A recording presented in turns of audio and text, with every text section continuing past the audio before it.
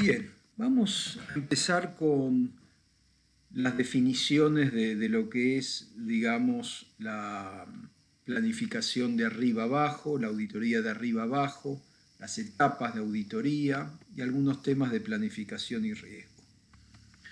Entonces, ustedes se van a encontrar en el libro de Slose que habla del enfoque empresarial como enfoque de arriba abajo.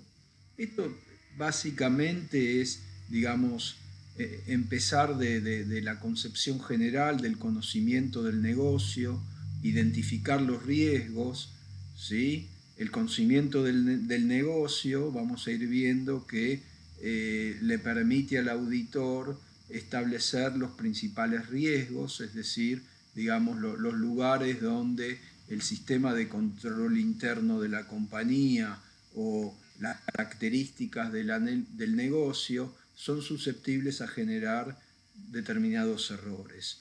De ahí que, digamos, se puede hablar de una auditoría en cierto modo a medida, ¿no? Donde la toma de conocimiento del negocio, digamos, plantea que el auditor cuando va a, digamos, planificar sus procedimientos de auditoría o el modo de juntar evidencias para conformar su opinión, lo haga, digamos, de una forma eficiente, de una forma económica. Entonces, de ahí que, digamos, justamente subrayamos el tema del énfasis en la planificación estratégica, ¿sí?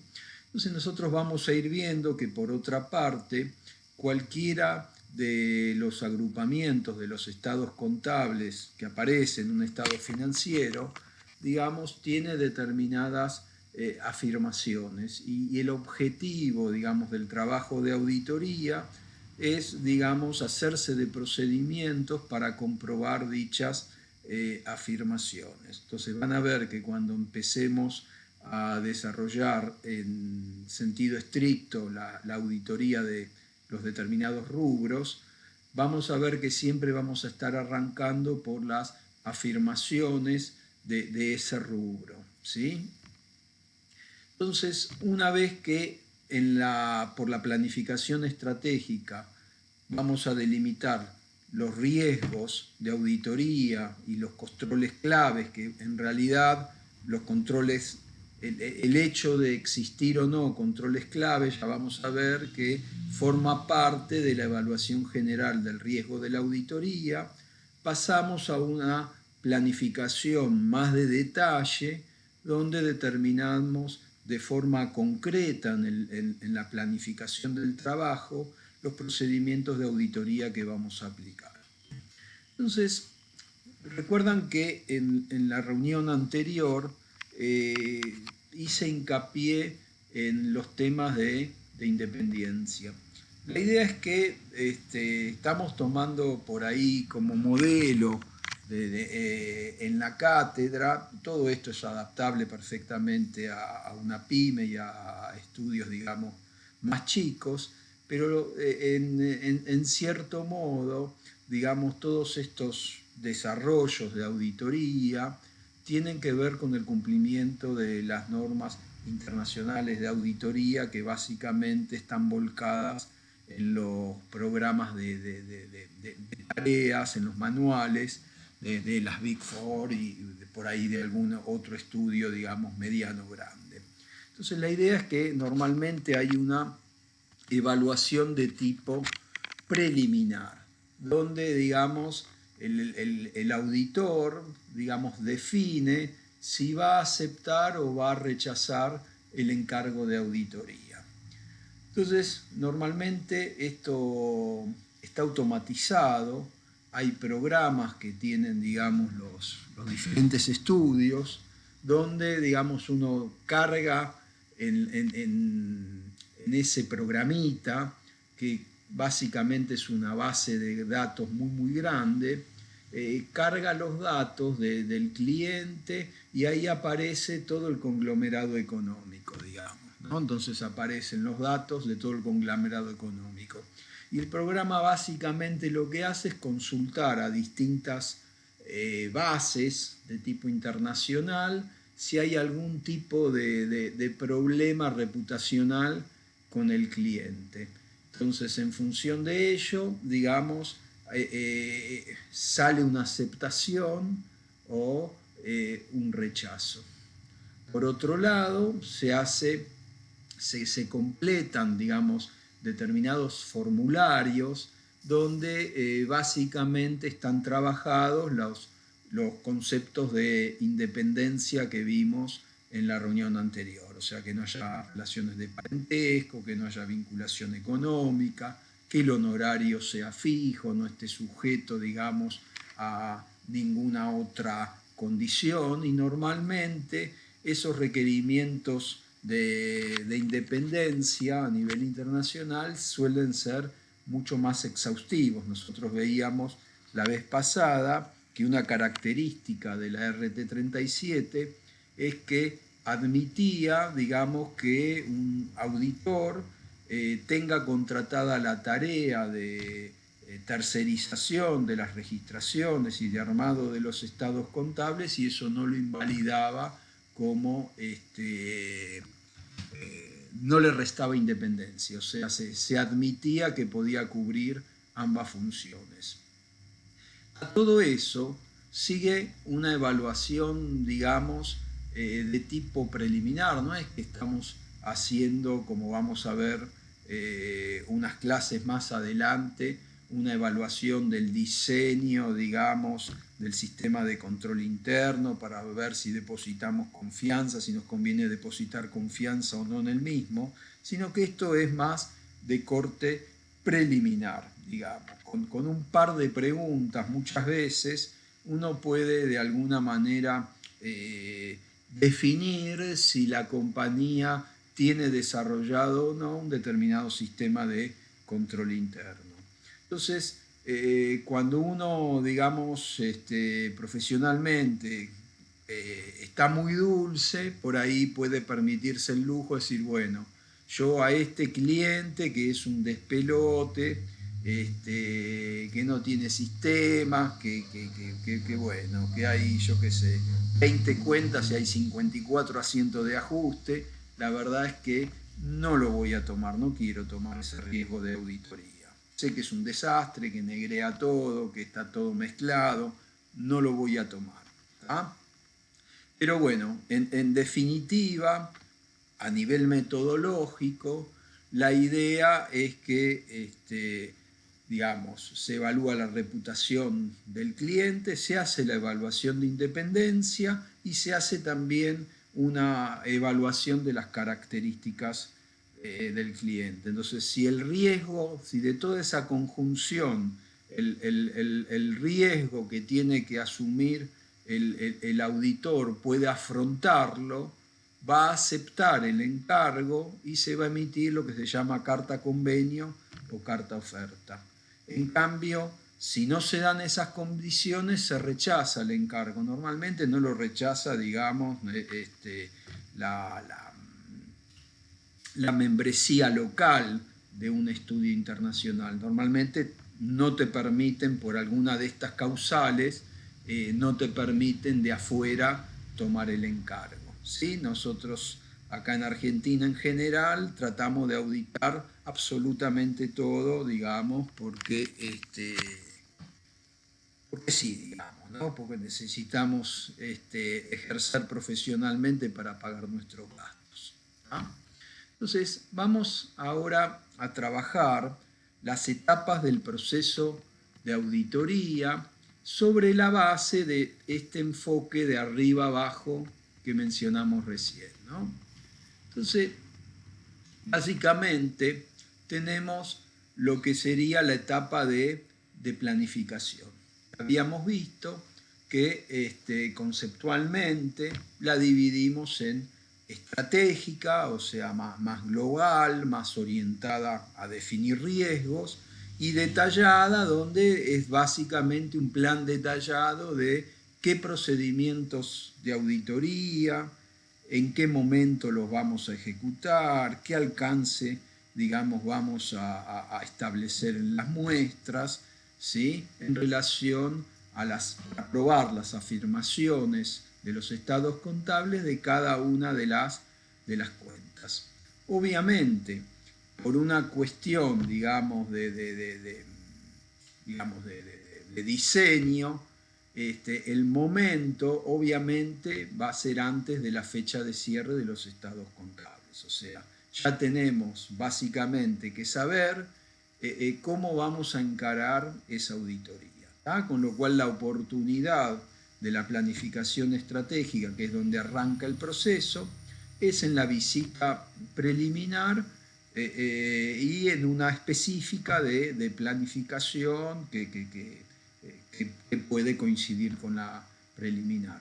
Ahora bien, en auditoría, lo vamos a ver por ahí con más detenimiento, cuando todo lo que hacemos, cuando veamos, papeles de trabajo, todo lo que hacemos tiene que quedar documentado. Todo aquello que no se documentó y no se escribió en los papeles de trabajo es como que no existe, porque a la hora, digamos, de que al auditor, el auditor desarrolla, digamos, una tarea, dijimos que en la clase anterior, que en la de auditoría externa de lo que se trata es de brindarle aseguramiento a la comunidad de negocios que va a utilizar esos estados financieros que emite el cliente. Ahora, esa conclusión para uno decir esto, ¿sí? Los estados contables son adecuados razonablemente, cumplen razonablemente el parámetro que es la norma contable vigente en su conjunto, ¿sí? Entonces, para llegar a dar esa opinión, digamos, tiene que tener elementos de juicio. Esos elementos de juicio los adquiere por medio de la aplicación de procedimientos de auditoría.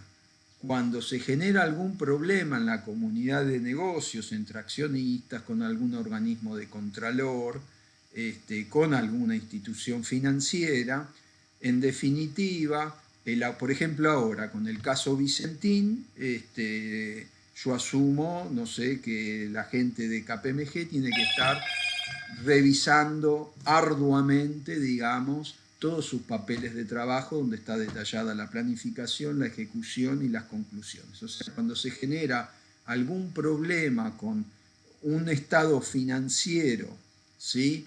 Que fue auditado y en el que se expresó una opinión, la única defensa del auditor son sus papeles de trabajo.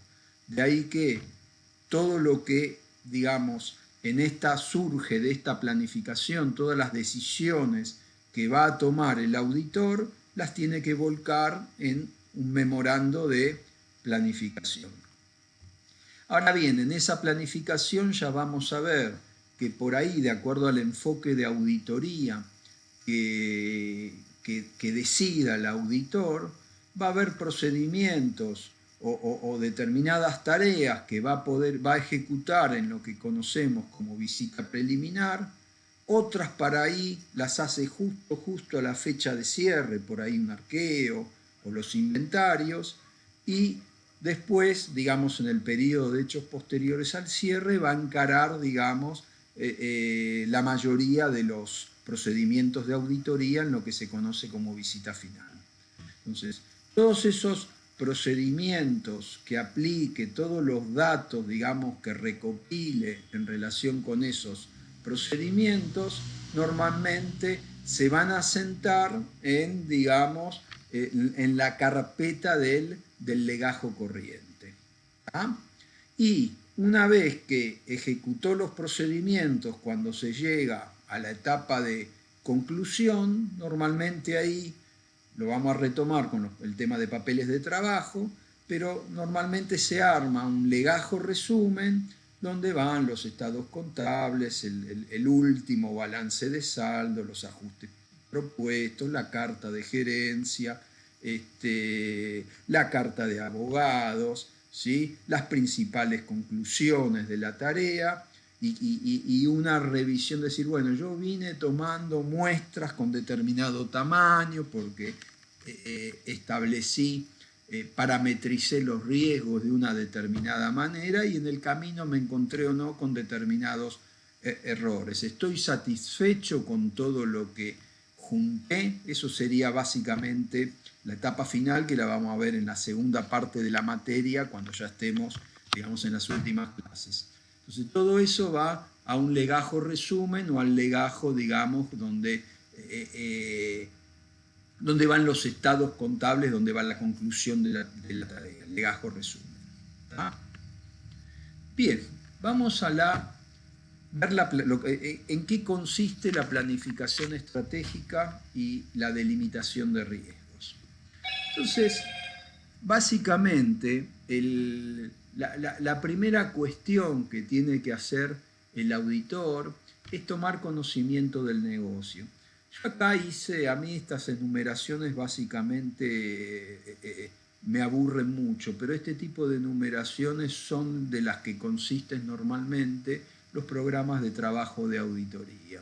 Entonces yo un poco para mostrar esto, les armé 3 grandes grupos que debería contemplar el auditor cuando, digamos, encara una primera auditoría. Entonces, todo esto normalmente se archiva en lo que se conoce como el legajo permanente, ¿a donde? Por un lado, vamos a tener una descripción de todos los aspectos microeconómicos y la estructura general que marca el negocio. Entonces, mínimamente tenemos que saber qué producto o servicio comercializa, si lo fabrica o es un distribuidor o un prestador de servicios. Todo eso le va dando una idea al auditor de la estructura de estado financiero con la que debería encontrarse y de los riesgos. ¿Cómo es el mercado? Digamos, si hay competencia local, si hay competidores del exterior, si tiene una sola planta, si tiene distintas plantas, digamos, distribuidas en el país. Lo mismo con la distribución, no es lo mismo distribuir solo en Capital Federal que en todo el país, o exportar, importar. Si hay insumos críticos, o sea, de alguna manera tiene que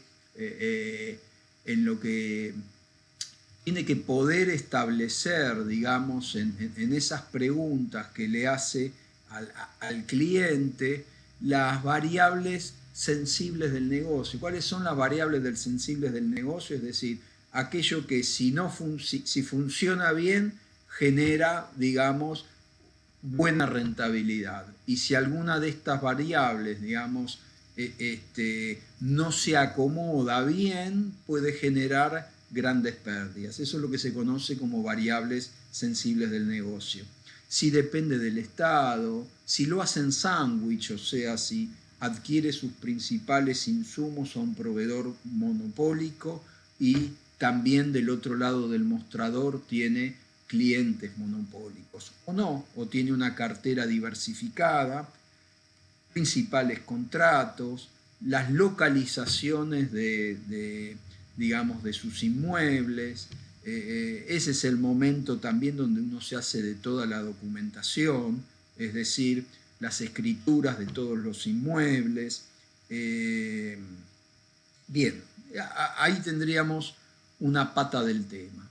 La otra tiene que ver con los aspectos legales, impositivos y previsionales, o sea, la constitución jurídica, si es una subsidiaria de alguna empresa del exterior, dónde está localizada su casa matriz, si tiene a su vez subsidiarias asociadas a negocios conjuntos, sus estatutos, ¿tá? A qué organismo de control. No es lo mismo una que cotiza que una que no cotice, una que está incluida en el artículo 299, que tiene otros requerimientos, que una que va a IGJ, digamos, y no es del 299, ¿tá? Lo mismo los aspectos previsionales, digamos. ¿A qué convenio colectivo, o puede tener varios, de acuerdo a las distintas actividades que tenga, digamos, la entidad, está suscripta la compañía? ¿Y qué pasa con la configuración accionaria. Si podemos prever potenciales problemas, por ejemplo, esto se puede dar con accionistas minoritarios donde no haya buena relación, en empresas familiares, donde hay conflictos entre las distintas partes cuando se da una sucesión generacional. Y finalmente, otro aspecto, digamos, no menos relevante, es el sistema contable y el sistema de control interno, o sea, cómo llevan su sistema de registración contable y de generación de los estados financieros.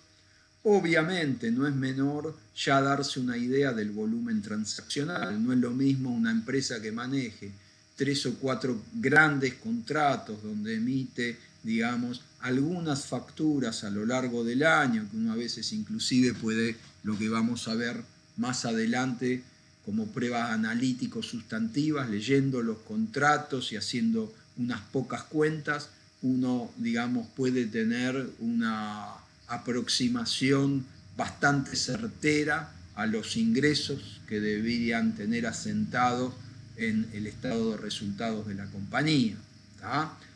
O que tenga, digamos, una inmensidad de transacciones a lo largo del ejercicio. ¿Se entiende? En un caso, lo que vamos a ver como riesgo de auditoría, por ahí me conviene no asumir riesgo de auditoría. Entonces, si son pocas transacciones, veo todo, veo el universo completo. En cambio, cuando el volumen transaccional ya es muy importante, tengo que evaluar la conveniencia de si paso a aplicar alguna técnica de muestreo estadístico. Eso como una primera aproximación. A partir de ahí tenemos en forma concreta la evaluación del sistema de control interno, ¿sí? Es decir, vamos a ir viendo que las compañías básicamente tienen dos grandes circuitos administrativo, operativo, contables, ¿sí? Que son el circuito de caja de ingresos, o sea, cuando se da una autorización de venta, una venta, el gerenciamiento de la cobranza hasta que ésta se produce y el depósito integral de los fondos cobrados. Y el circuito de caja de egresos, o sea, la detección de una necesidad de compra de un insumo o de un servicio, ¿sí? Cómo se elige al proveedor de ese servicio, la emisión de la orden de compra, la recepción de los bienes, su registro, la generación de del cuentas a pagar, cómo, digamos, se establece o se controla los momentos en que esas facturas emitidas deben ser abonadas y todos los circuitos de autorizaciones y controles vinculados con, digamos, los pagos de esas cuentas por pagar que derivan en la emisión de los cheques, ¿tá? Entonces, por ahí estos circuitos ni siquiera están establecidos, con lo cual no vamos a gastar energía, ningún tipo de energía en evaluarlos, en describirlos, porque de hecho no existen y están los dos mezclados. Entonces de repente la entidad, esto pasa mucho en las pymes, recibe una cobranza, viene la esposa del dueño, se lleva 2 cheques para comprar verduras, con otro cheque se lo tira un proveedor y el cheque por ahí es al día o es un cheque postdatado, bueno, y es todo un gran despelote.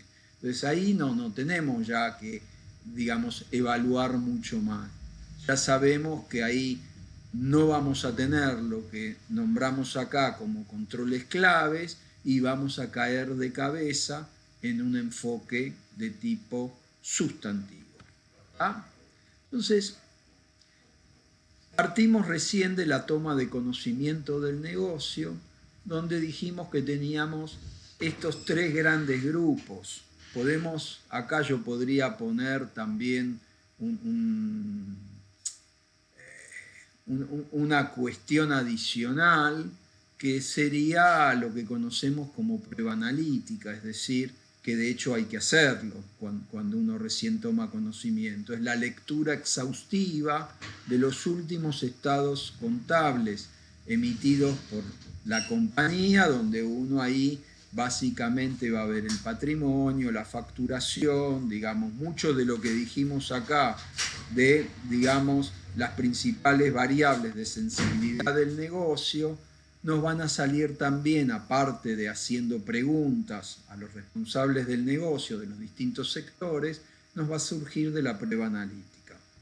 Pero fíjense lo siguiente, de toda la cuestión microeconómica y estructura general del negocio y de los aspectos legales, impositivos y previsionales, nos va a derivar algo que vamos a definir y después le vamos a dar algún tipo de calificación como riesgo inherente. Entonces van a ver que el riesgo inherente son aquellos aspectos del negocio o de cómo se estructuró ese negocio o del marco legal o impositivo previsional de ese negocio que generan, digamos, por parte del auditor un riesgo de que haya errores, emisiones, de que algo no esté bien asentado o reconocido, que excede a todo lo que la misma compañía puede hacer para mitigar ese riesgo. O sea, ya el negocio o el tipo del negocio ya de por sí mismo, por eso se habla de inherente, por estructura, más allá de todo lo que uno puede hacer, uno no puede atemperarlo. El negocio es complejo. Entonces, cuando un negocio tiene determinadas cuestiones de complejidad y de la cual, digamos, uno tiene mayor riesgo de equivocarse y de que haya errores u omisiones en la formulación de los estados contables, a eso se lo llama riesgo inherente. Ya vamos a tener una clase específica donde vamos a hablar y les voy a dar distintos ejemplitos. En cambio, de toda la evaluación del diseño y de los dos grandes circuitos administrativos, son 2,5, porque es medio que todo lo que tiene que ver con cómo se liquidan los sueldos y las cargas sociales, que si bien forma parte del circuito de caja egresos, es como que como tiene sus particularidades, sería como un subcircuito específico dentro del circuito de caja egresos. Pero bueno, más allá de estas cuestiones, digamos, de clasificación, la idea es que uno cuando evalúa el sistema contable y el diseño del control interno, de alguna manera tiene que establecer si existen riesgos de control, o sea, si existen determinados puntos del circuito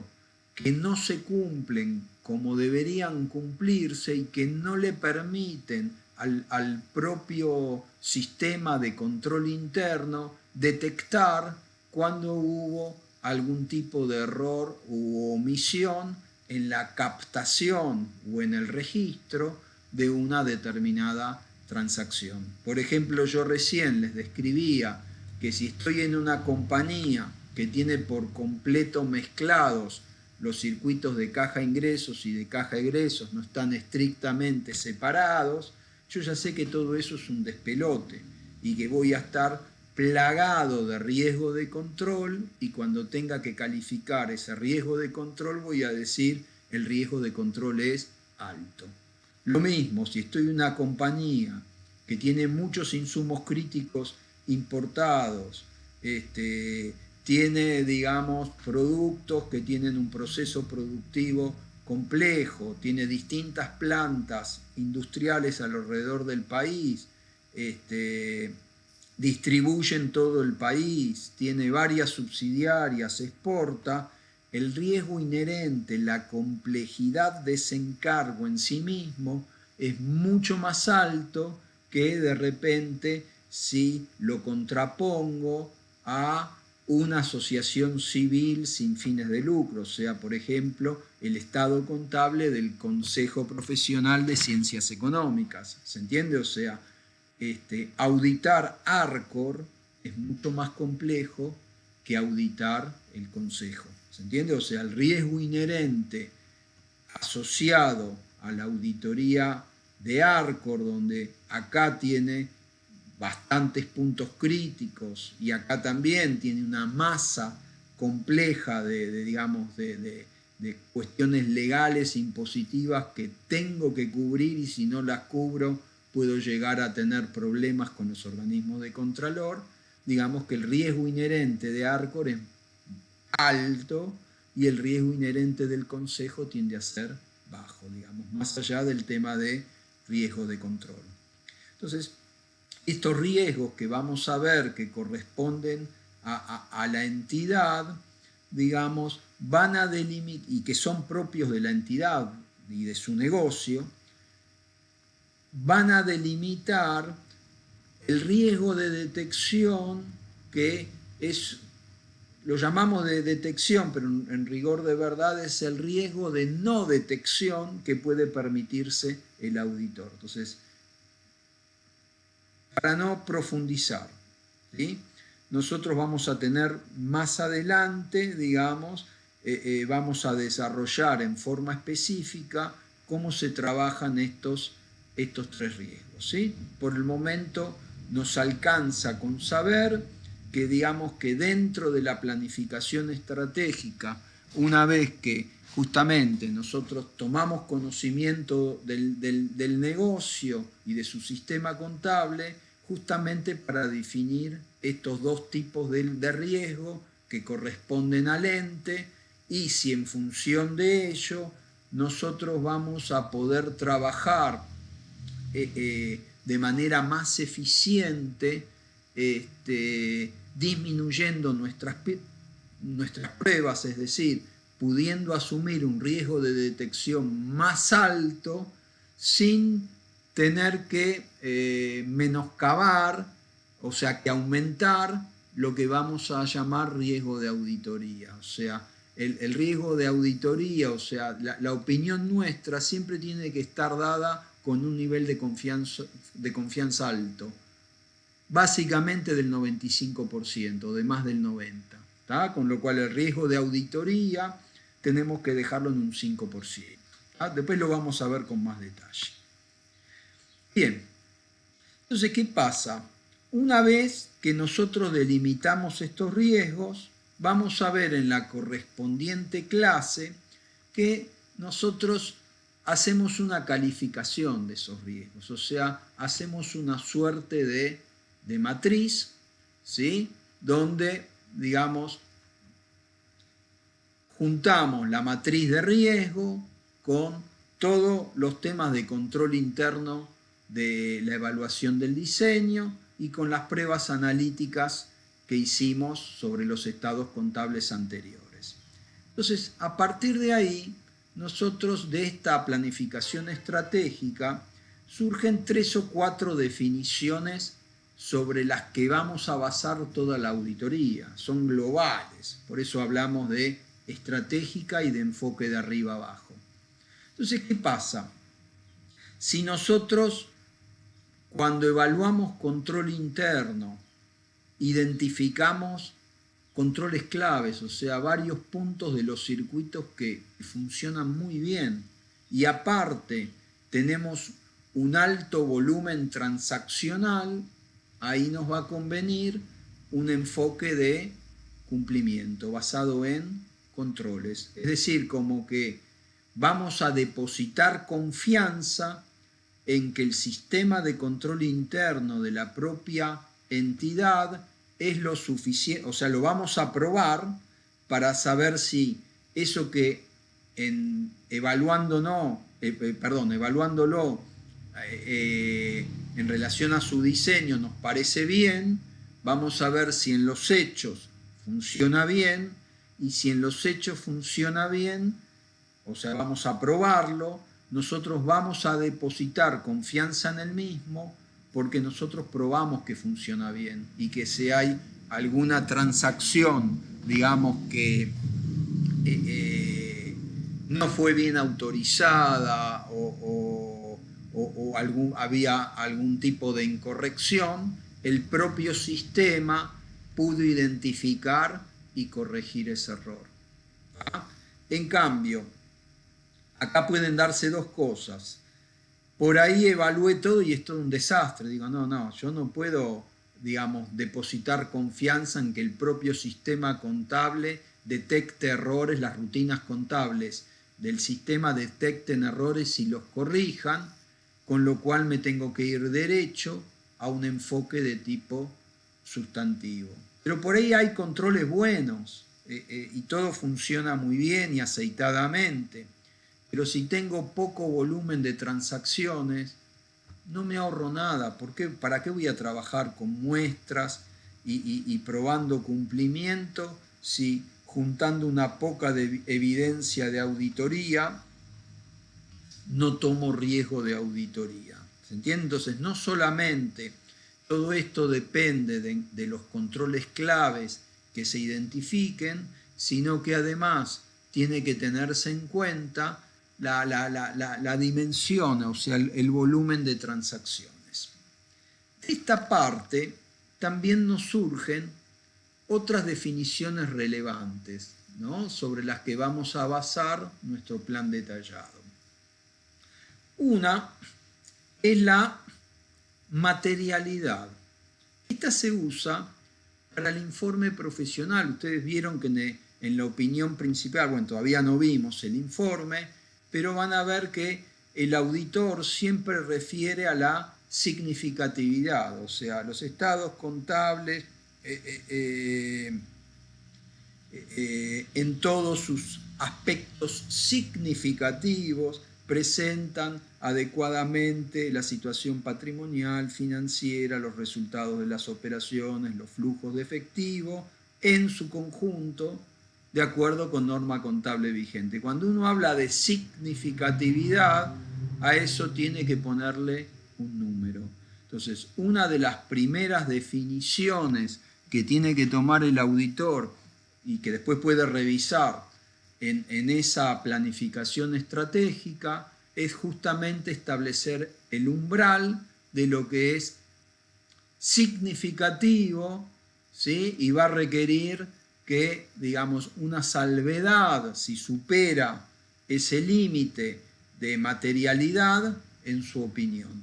¿Tá? Entonces, esta materialidad, esta primera definición de materialidad, sirve para el informe. Pero ¿qué pasa? Hay veces, entonces, esta materialidad, yo ahora no la voy a desarrollar, digamos, in extenso, pero básicamente es un determinado, depende del tipo de actividad, normalmente se trata de, hay parámetros brutos o parámetros netos. En general, como primer paso, si procede, siempre es conveniente en empresas con fines de lucro tomar como parámetro para medir la materialidad a los ingresos netos antes de impuestos, ¿sí? Los ingresos netos antes de impuestos. Ese sería un parámetro de tipo no bruto, sino neto. ¿Tá?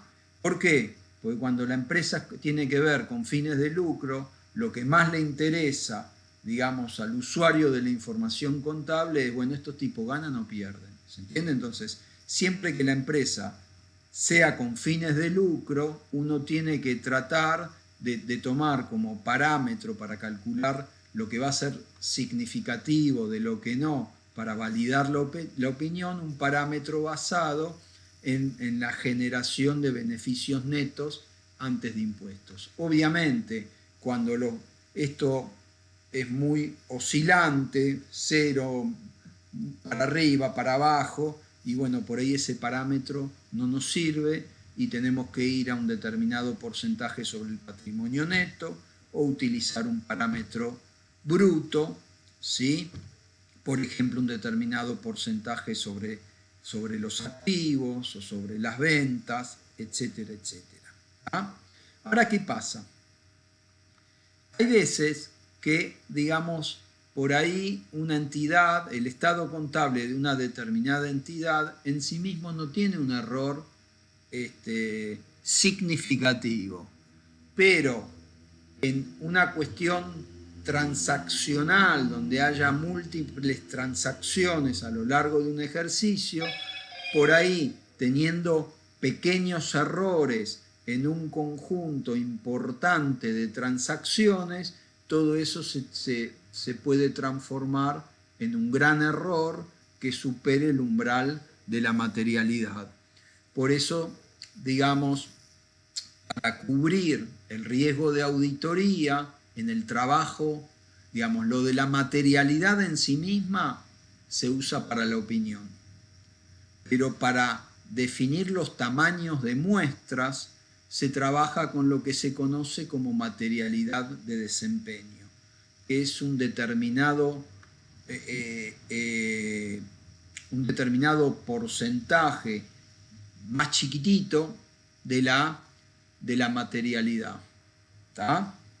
Entonces, en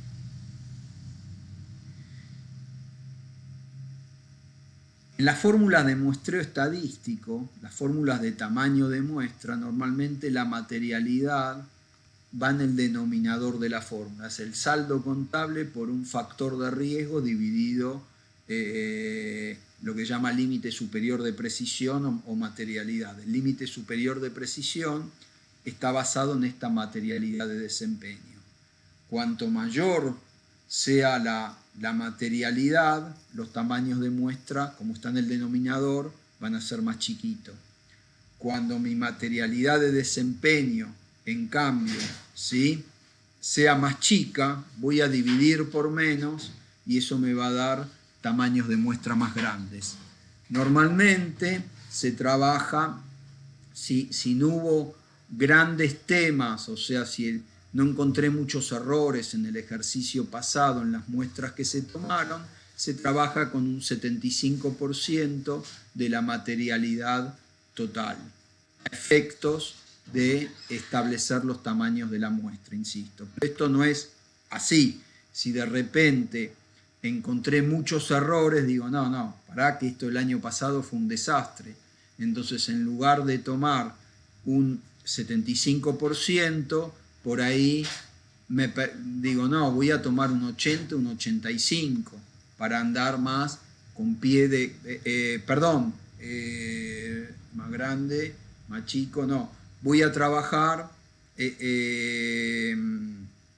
con una materialidad más chica. En lugar del 75, me voy a tomar un 60, porque, digamos, quiero tener tamaños de muestra más grandes que me den mayor seguridad a la hora de traspolar los resultados a la población total. ¿Ah?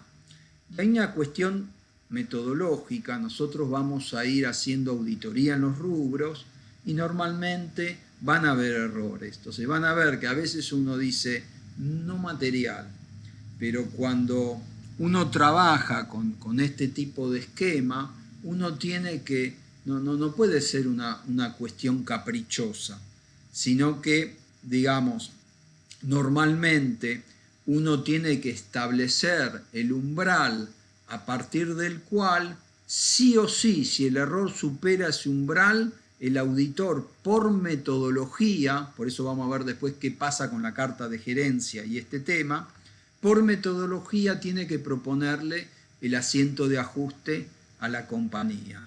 Normalmente ese umbral para proponer asientos de ajuste es un 5% de la materialidad. ¿Ah? Es el umbral para proponer asientos de ajuste. ¿Ah? Entonces, este sirve, fíjense, parto de la materialidad, que es a donde me voy a remitir después cuando voy a evaluar toda la información contable para saber si salgo con un informe limpio, con alguna salvedad, o directamente si digo, bueno, opinión adversa. La materialidad de desempeño, que es un porcentual de esta, me va a servir para definir los tamaños de muestra. Y el límite para proponer asientos de ajuste va a ser una cuestión más de tipo operativa en relación a la auditoría que hace, digamos, el profesional para ver si tiene que plantear el asiento de ajuste o puede poner en el papel de trabajo no significativo, no material. Entonces esa es una de las definiciones.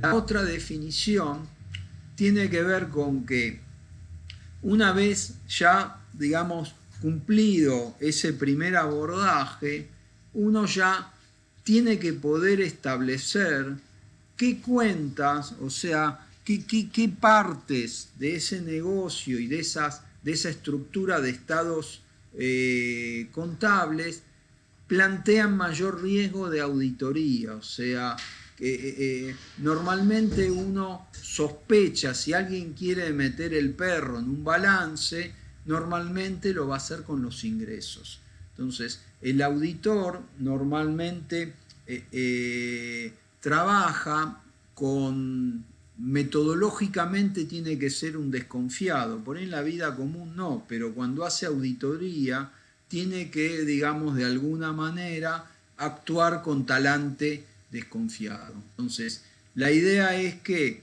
las cuentas significativas son aquellas cuentas, primero, que son materiales, o sea que sus importes, su proporción en relación a toda, digamos, la estructura de los estados contables es importante, pero aparte son cuentas susceptibles de fraude, de error, de errores, digamos, significativos, donde uno dice, bueno, la cosa va para acá, va por acá. Si yo me aseguro de que esto está más o menos bien, razonablemente bien, los estados contables en su conjunto van a estar bien. Por eso, en esas cuentas son las que voy a poner la mayor parte del esfuerzo de auditoría. ¿Tá? Entonces, sobre las cuentas significativas va a ir una auditoría más de tipo intensivo, todo el esfuerzo de auditoría. Y esas son cuestiones que se definen en la planificación estratégica. Pero hay cuentas que son materiales pero no significativas. Por ejemplo, el ejemplo más prototípico son los bienes de uso, cuando es una compañía que no anda en nuevos proyectos de inversión o que está construyendo una planta o que tiene una obra en curso. Cuando más o menos son los mismos bienes de uso que trae hace varios años y no hay muchas altas relevantes, los bienes de uso en la estructura de balance, si es una empresa industrial, normalmente, digamos, a nivel materialidad, dentro del activo, son un porcentaje importante de ese activo. Entonces, son materiales, pero no son significativas, porque no plantean un riesgo de auditoría elevado. Con lo cual ahí voy a hacer algunos procedimientos, pero, digamos, no me voy a jugar la vida. En cambio, por ahí tengo algunas otras cuentitas que no son ni significativas, ni materiales, pero no significativas, con donde por ahí, con hacer una pruebita analítica y cruzar el balance de saldos, que me cruce con el armado, ya está, no tengo que hacer mucho más. O sea, en las otras cuentas no vamos a gastar pólvora en, digamos, planificar procedimientos de auditoría. ¿Ah? Entonces, volvemos. Teníamos un enfoque de cumplimiento y un enfoque sustantivo. En el enfoque de cumplimiento, nosotros partimos de un sistema de control interno que calificamos en principio como muy bueno, ¿sí? Pero queremos ver si a la hora de los bifes, o sea, en la operatoria de la compañía, todo eso que en principio al analizarlo nos pareció que estaba bien diseñado, funciona como, digamos, los manuales o las preguntas que hicimos a la compañía dicen que funciona. Entonces, probamos estos puntos claves. Entonces, si en el enfoque de cumplimiento hacemos todo esto para ahorrarnos tarea, es decir, si esto funcionó bien, cuando vayamos a hacer pruebas sustantivas al cierre, vamos a poder eliminar muchas de las pruebas o por ahí Las vamos a hacer igual algunas, pero con un alcance más chiquitito, siempre remitiendo a la evaluación de control interno que hicimos. Nunca, nunca, nunca hay enfoque de cumplimiento puro. Siempre alguna cuestión sustantiva tengo que hacer. En cambio, en el enfoque sustantivo vamos a buscar evidencia directa sobre el saldo de los rubros al cierre, ¿sí?, del ejercicio, y vamos a probar ocurrencia en ventas, costos, gastos, ¿sí?, para las transacciones ocurridas a lo largo del ejercicio. Entonces acá nos basamos en los controles y en su prueba. En cambio acá vamos a probar directamente los saldos y transacciones ocurridas en el ejercicio que validan las afirmaciones de los estados contables. ¿Ah?